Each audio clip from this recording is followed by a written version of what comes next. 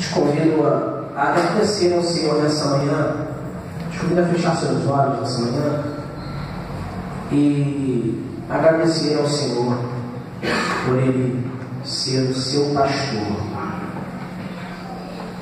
Te convido a agradecer ao Senhor porque você não tem tido falta de nada, porque assim a palavra do Senhor diz. Te convido a agradecer ao Senhor porque Ele te livra, porque Ele te guia, porque Ele te sustenta. E se não fosse a misericórdia do Senhor, nós seríamos consumidos, amados. Eu te convido a abrir sua boca e declarar: te agradeço, Senhor, por me amar e por me salvar, por tudo que tens feito, Senhor, por tudo que vais fazer. Eu te agradeço.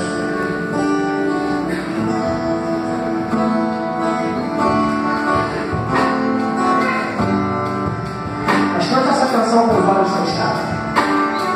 Feche seus olhos e adore o Senhor.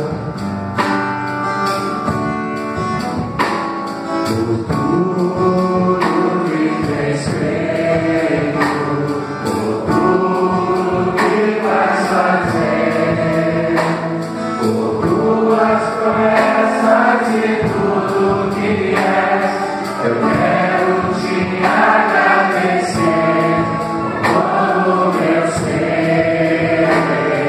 Por tudo, Senhor, por tudo que tens feito, por tudo que vais fazer, por tuas promessas e tudo que és, eu quero te agradecer por todo o meu ser. Te agradeço, te agradeço.